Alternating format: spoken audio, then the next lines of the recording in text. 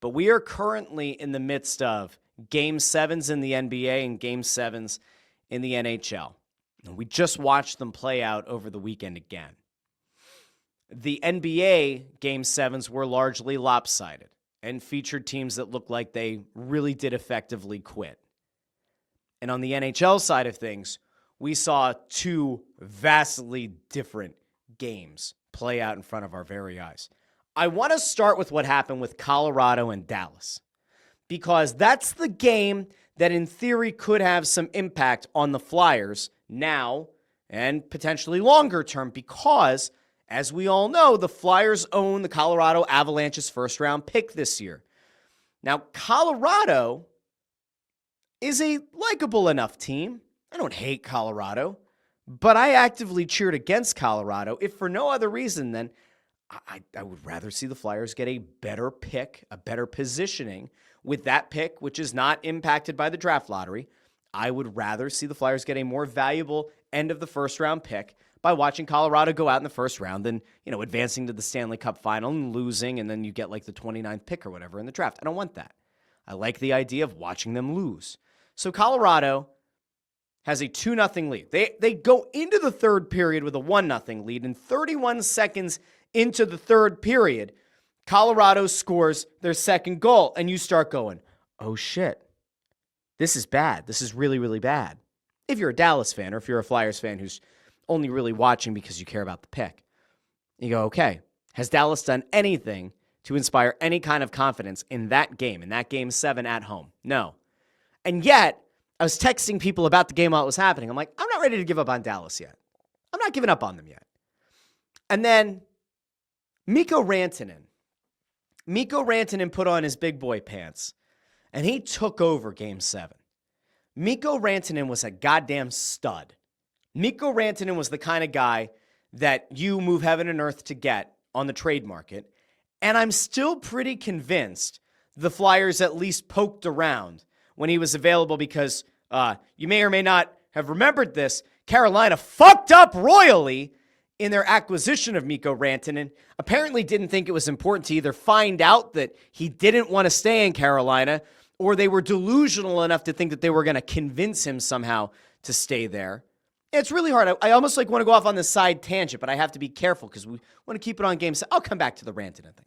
So Rantanen plays really well, scores a goal about midway through the third period. Go, all right, lead's cut in half, fine. Rantanen takes over the game, scores again. You go, holy shit, are they going to do it?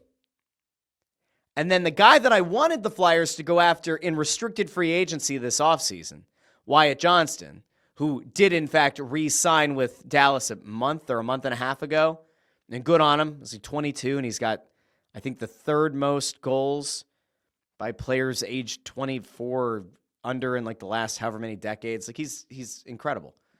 Wyatt Johnston scores the go-ahead goal, scores that third goal, and Dallas is losing their minds. And then at the very, very end, a puck makes its way out to center ice. Rantanen picks it up, finishes off a hat trick, takes out his former team, the team that he won the Stanley Cup with, the team that drafted him, the team that sent him to Carolina where he did not want to go.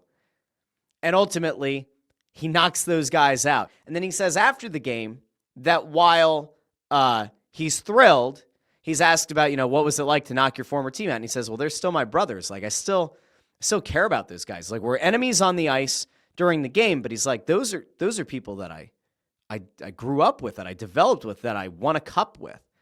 And so you could tell the Rantanen thing was always really interesting, because depending on who you listen to, there are two narratives. Rantanen got greedy, and Colorado didn't want to meet him on the salary terms.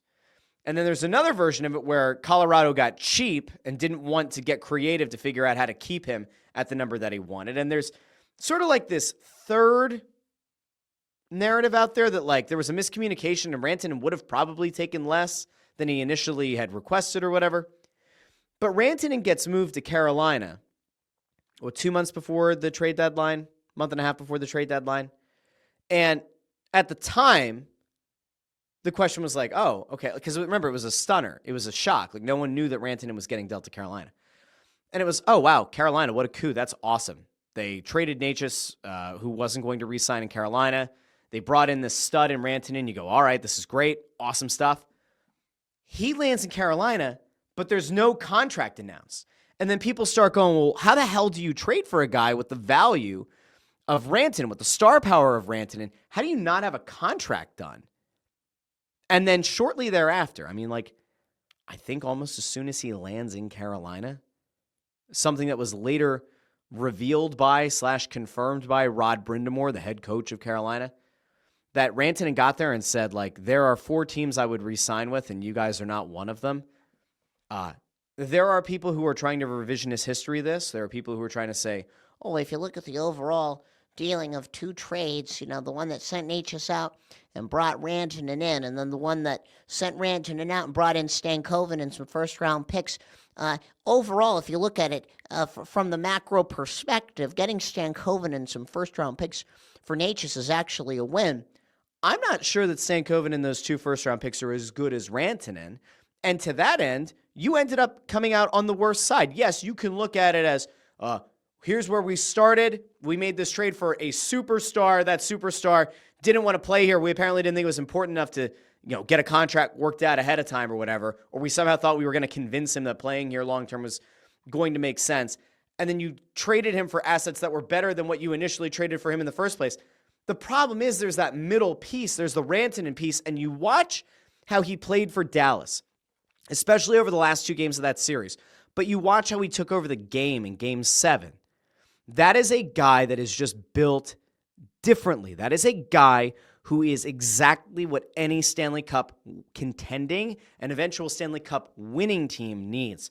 Somebody who can grab the game by the balls and can ultimately win it for his team. That's what Rantanen did. And so I was thrilled. I was thrilled watching Dallas win because I thought it was a cool story. I like the revenge that Rantanen gets on Colorado, and it sets up a scenario where that Colorado pick could be in the high 20s instead of the low 20s, which is great. And there are a whole bunch of different things that have to happen. There are a whole bunch of different things about who needs to reach the conference finals and the way that things kind of get reordered. But the main thing is, it was just nice to see that, all right, this isn't going to be like the last pick or the next to last pick in the first round. So that was cool. And then you get to the other Game 7. The other Game 7 was pretty freaking wild as well. The best part of Winnipeg coming back the way they did is that Hallebeck looked like he kind of snapped his head back on the right way. That game, while interesting, I think if you line up the 2 Game 7s head-to-head, St. Louis versus Winnipeg, Dallas versus Colorado, we could all probably agree they look like entirely different sports, or these look like entirely different leagues, like levels of leagues. I enjoyed watching a double overtime game. I was totally fine with watching the home team win. But they're going to get smoked. Winnipeg lining up across from Dallas, Dallas could maybe take that series in 5, maybe 6. I just think Dallas is playing at an entirely different level right now.